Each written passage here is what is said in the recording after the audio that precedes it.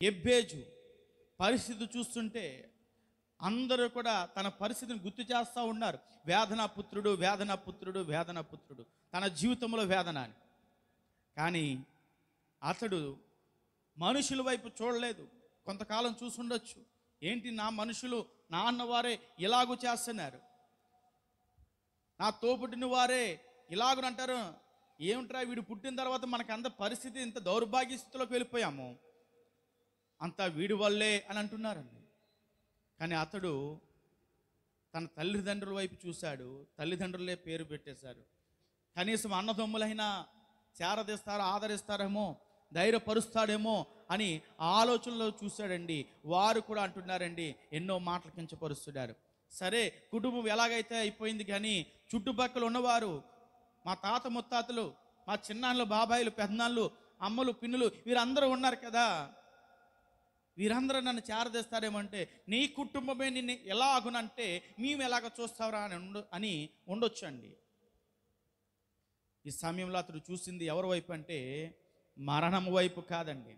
చాలాసార్లు మనం చేసే పని ఏమిటంటే, ఇటువంటి బ్రతుకు వచ్చినప్పుడు, ఇటువంటి పరిస్థితులు వచ్చినప్పుడు మనం అనుకుంటాం, మనకి బ్రతకడం కంటే మరణమే మేలు అని.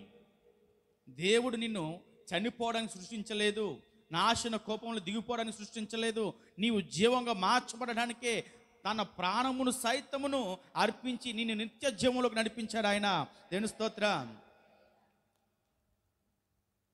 అందుకనే దేవుడు అంటున్నాడు, అతను మరణం వైపు చూడలేదు, జీవం కలిగిన దేవుడు నాకు తోడుగా ఉన్నాడు కాబట్టి ఆ జీవము ఖచ్చితంగా దేవుడు నాకు ఇస్తాడు.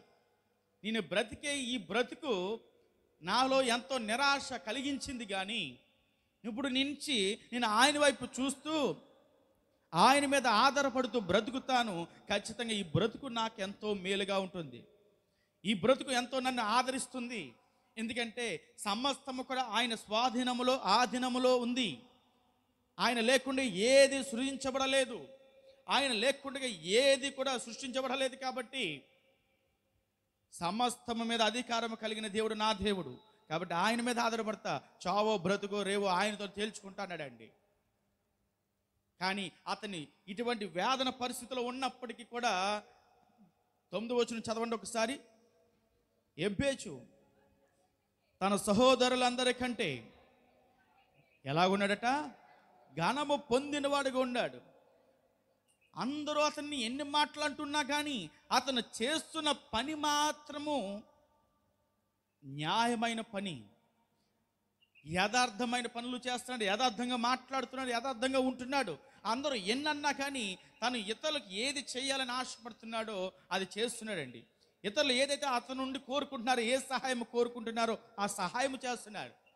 ఇతరులకు ఒక భరోసా ఇచ్చేవాడికి ఇతడు ఉన్నాడండి. అందుకనే అతడు జీవితాన్ని బట్టి, అతడు చేసే పనులు బట్టి తన సహోదరులందరికంటే ఇతడు ఎలా ఉన్నాడు? ఘనము పొందినవాడిగా ఉన్నాడు. ప్రియులారా, అనేక మార్లు మనం చూస్తుంటాం, అనేక మార్లు మనం పరిస్థితుల్లో చూస్తుంటాం. అయ్యో, ఎవరైనా చిన్నవారు నీ దగ్గరికి వచ్చి సహాయము చేయమని అడిగితే నువ్వు అంటావు, నా పరిస్థితి ఎలాగుందే, నాకే ఎవడు సహాయము చేయడానికి లేడు, ఇప్పుడు నేను ఎవరికి సహాయం చేయగలను, నేను నీకు సహాయం చేయలేను కాబట్టి నా దగ్గర ఏమి లేదు నాయన అని చెబుతూ ఉంటాను. కానీ దేవుడు ఏమంటున్నాడో తెలుసా? నీకు కలిగిన కొద్దిలోనే ఇతరులను ప్రేమించి వారికి సహాయం చేయి. నిన్ను వల్ల నీ పొరుగు వారిని ప్రేమించు.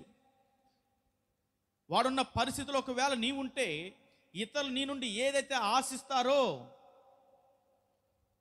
నువ్వు ఏదైతే ఇతరుల నుండి ఆశిస్తావో అదే చేయవాడికి. తలకు మించిన తలపాగా అవసరం లేదండి. మన చేయగల మన శక్తుల్లో కొంచెములను దేవుని కొరకు చేయి చాలు. దేవుడు ఖచ్చితంగా నిన్ను అభివృద్ధి పరుస్తాడండి. దేవుని స్తోత్ర.